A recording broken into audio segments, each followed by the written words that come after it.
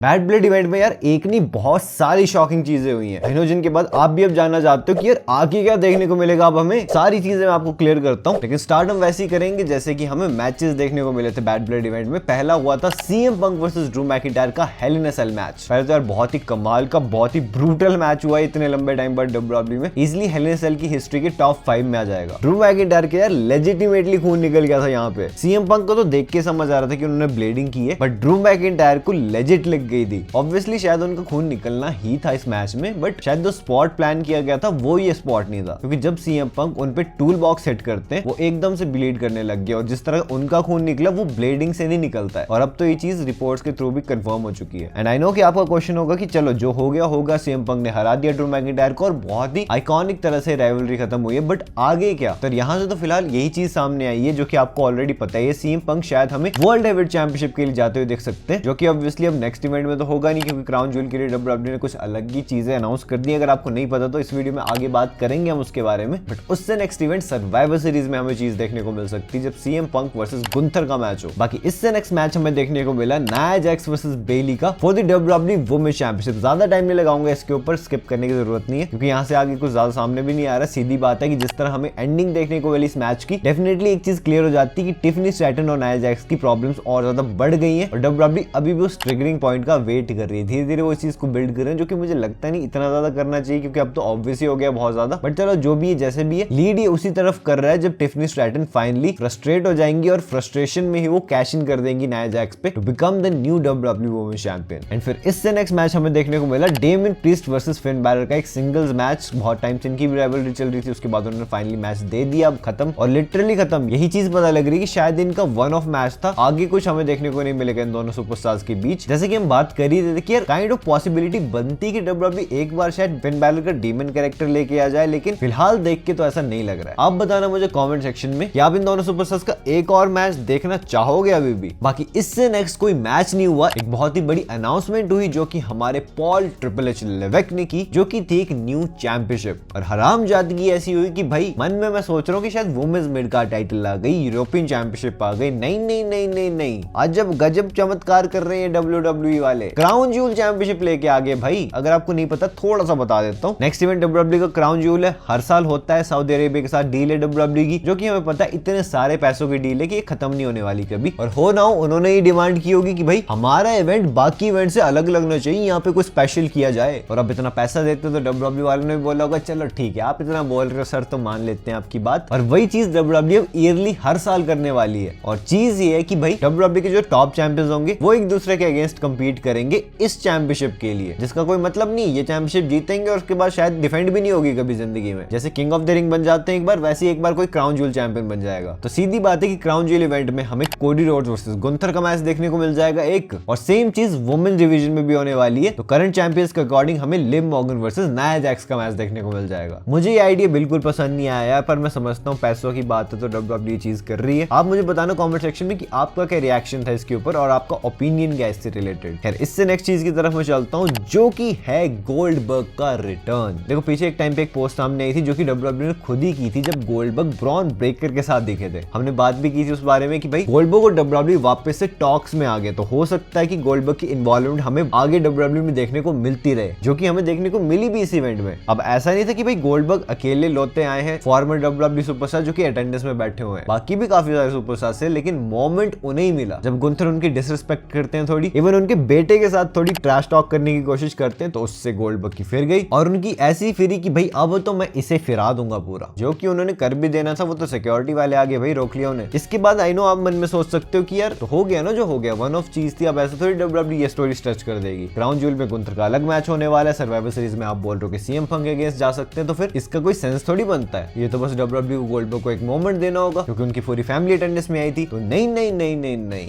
Triple H से यही चीज पूछी गई थी प्रेस कॉन्फ्रेंस में, और तो जितना मैं समझा उनकी बातों से वो ये कहना चाह रहे थे कि यार टाइम हम सबको पकड़ लेता है, यानी वो एज बढ़ने की बात कर रहे थे कि मुश्किल तो होगा गोल्डबर्ग के लिए वापस से आना, वो अपना लास्ट मैच देना, लेकिन उन्होंने पॉसिबिलिटी को स्टिल ऑन रखा है by saying never say never, जिसका मतलब आपको पता ही डब्ल्यूडब्ल्यूई में कितना बड़ा होता है। खैर ये सब चीजें होने के बाद हमें नेक्स्ट मैच देखने को मिलता है Rhea Ripley versus Liv Morgan का for the women's world championship, जिसमें कि हमारे हरामजादे डोमिनिक मिस्टीरियो लटके हुए थे ऊपर शार्क केज में, गिर भी पड़ते हैं वैसे तो वहां से, लेकिन वो बड़ी बात नहीं है। मेन बात बात है कि भाई अरे हाँ भाई मेन बात याद आ गई अब मुझे, वॉचेस का बॉच हो गया भाई। मैं इतना हंसा हूं ना उस टाइम पे। रकेल रॉड्रिगेज भाई भाई भाई रिटर्न तो किया ठीक है, उन्होंने लिम मॉर्गन की हेल्प भी कर दी, मैच डिस्क्वालिफिकेशन में खत्म हो गया। पर बंदी पागल है क्या, उसने इतनी जोर की रिंग बजती नहीं सुनी, उन्होंने लिम मॉर्गन को उठा के रियर रिप्ली के ऊपर रख दिया जैसे कि पिन होने वाली है। इवन माइकल कोल ने कमेंट्री टेबल से थोड़ा इसे संभालने की कोशिश की कि भाई ये एक सिंबॉलिक जेस्चर है, ऐसा किया जाता है। लेकिन जिस तरह रकेल रॉड्रिगेज ने रिएक्ट किया है ना उसके बाद क्लियरली लग रहा था पता कि उन्हें बहुत एम्बैरेसमेंट फील हुई है। उन्होंने जो बेवकूफों वाली हरकत कर दी अभी। खैर जो हो गया हो गया, अब आगे बढ़ने की जरूरत है। यहाँ से आई नो एक ही क्वेश्चन होगा कि रकेल ने ऐसा किया तो किया क्यों। तो सीधी सी बात है, रिया रिप्ली और रकेल रॉड्रिगेज की पहले ही बहुत लंबी राइवलरी वगैरह रह चुकी है, तो प्रॉब्लम्स इनके बीच पहले से ही है। दूसरी चीज कि रकेल रॉड्रिगेज और लिम मॉर्गन बहुत ही अच्छी दोस्त है। और तीसरी चीज जो कि सबसे इंपॉर्टेंट है, रकेल फिलहाल लिव के साथ टीम अप हुई है ताकि वो फर्दर उन पे टर्न कर जाएं और वो चैंपियनशिप उनसे ले लें, probably at WrestleMania 41, let's see. और उसके बाद फाइनल चीज हमें देखने को मिली, the main event of Bad Blood 2024, the American Nightmare Cody Rhodes and the tribal chief Roman Reigns versus the लल्लू पंजू tribal chief and Jacob Fatu, मतलब न्यू ब्लड लाइन के बीच, जो कि काफी यार स्लो पेस्ड मैच था शुरू में। एंडिंग जाते जाते ठीक ठाक मैच हो गया, ओकेशनल लगा मुझे। जिसमें से सबसे बड़ी चीज जो निकली, एक था जिमी ऊसो का रिटर्न, जो कि वापस अलाइन हो गए रोमन रेंस के साथ, और काफी अच्छा बढ़िया मोमेंट हमें इन दोनों सुपरस्टार्स का देखने को मिला। दूसरी चीज हुई जो कि इस पूरे बैड ब्लड की सबसे बड़ी चीज थी, the final boss the rock का रिटर्न। अब मेन क्वेश्चन यही है कि क्यों आए, क्या करेंगे, क्या नहीं करेंगे, do what do we do Scooby Doo. तो कुछ चीजें मैं आपको बता देता हूँ कि ऐसा हुआ तो हुआ क्यों। जो भी घचपच चल रही है अभी करंटली डब्ल्यूडब्ल्यूई में, उन्होंने खुद भी कहा ये सारा शो खत्म होने के बाद कि पिछले 6 महीनों से जो चल रहा है डब्ल्यूडब्ल्यूई में, मैं पिस ऑफ हो गया वो चीज देख देख के, जो कि मुझे पर्सनली लगता नहीं कि रियलिटी में वो इतनी डब्ल्यूडब्ल्यूई देखते होंगे, वो बहुत बिजी बंदे हैं भाई। पर हाँ, उन्होंने ऐसा बोला ताकि स्टोरी लाइन वाइज वो सारा डिस्प्यूट सॉल्व कर सके। दूसरी चीज जो सामने आ रही वो ये सकती है कि भाई वही सोलो सिकोआ के असली ट्राइबल चीफ है, यानी कि वही वो लौते बंदे जो कि ऑर्डर्स दे रहे थे सोलो सिकोआ को रोमन रेंस के अगेंस्ट जाने के। इसके बाद जो नेक्स्ट चीज है वो तो काफी ऑब्वियस सी है, तो रॉक ने पहले टीज कर दिया था, पहली बॉल के गए थे ना कोडी को कि भाई तेरी स्टोरी रोमन के साथ खत्म होगी लेकिन हमारी स्टोरी अभी तक खत्म नहीं हुई। तो वही स्टोरी वहां से कंटिन्यू करने के लिए फाइनली द रॉक वापस आ गए, सीधी बात। इससे नेक्स्ट चीज है वॉर गेम्स मैच, जो कि हम सर्वाइवर सीरीज में देखने को मिलेगा ही। हम सबको पता है डब्ल्यूडब्ल्यूई उसी की तरफ लीड कर रही है सारी स्टोरीज, वहीं जाके सारा चैप्टर क्लोज होने वाला है, तो हो सकता है द रॉक वहां पे कंपीट करें अब। और लास्ट चीज, to feud and to turn on the tribal chief Roman Reigns. Obviously सबसे बड़ा मैच, द मेगा मैच, जो कि हम सब देखना चाहते हैं रेसलमेनिया 41 में। हाँ, कुछ हैं जो कि नहीं भी देखना चाहते हैं, जिनको रॉक कोडी देखना है, वो अलग बात है। लेकिन मेन बात ये कि रोमन रॉक का मैच फाइनली हो जाए, वो इसके लिए वापस आए, और इसलिए इतनी जल्दी वापस आए ताकि स्टोरी आर्क पूरा अच्छे से बने रेसलमेनिया 41 तक जाते जाते। So these are the things. लेकिन शो तो खत्म हो गया, उसके बाद भी एक चीज हुई है, और ना ये ऑफ एयर में हुई है, ना ये प्रेस कॉन्फ्रेंस में हुई है, उसके भी बाद हुई है, जो कि एक फैन ने रिकॉर्ड की थी, जो कि था केविन ओवंस का हील टर्न। भाई किसी शो पे नहीं, किसी इधर उधर वाले प्लेटफॉर्म पे नहीं, लेजिट बस के पास हील टर्न कर दिया भाई केविन ओवंस ने अपना कोडी पे। मतलब हम सब ने ट्रिपल एच को इतना प्रेडिक्टेबल बोला, ट्रिपल एच ने बोला ले भाई ये ले तहलका ऑमलेट, अब बोल मुझे प्रेडिक्टेबल। सोच रहा था कि ऐसा कुछ कर दूंगा, बट सही है जो भी चीज हुई। अब ये तो हम सबको पता था, आज नहीं तो कल होना ही होना है। तो मुझे लगता है आपके कुछ ज्यादा क्वेश्चन होंगे इससे रिलेटेड। हाँ, एक क्वेश्चन जरूर हो सकता है कि इन दोनों का मैच कब हमें देखने को मिलेगा। तो यार most probably eight survivor series, क्योंकि क्राउन ज्यूल में तो कोडी वर्सेस गुंथर होगा। अब उस क्राउन ज्यूल चैंपियनशिप के लिए सर्वाइवर सीरीज ही बचा ना फिर। और यार यही थी वो सारी चीज जो कि बैड ब्लड इवेंट के बाद सामने आ रही थी। हर मैच से रिलेटेड जो कुछ था सब कुछ मैंने आपको बता दिया, लेकिन द रॉक वाली जो चीजें थी वो बहुत डिटेल में जाके नहीं बताई, क्योंकि आज हमें सारा कवर करना था। द रॉक के बारे में अगर आपको पर्टिकुलरली जाना है तो कल वाली वीडियो में मिलते हैं। So until that time, this is जय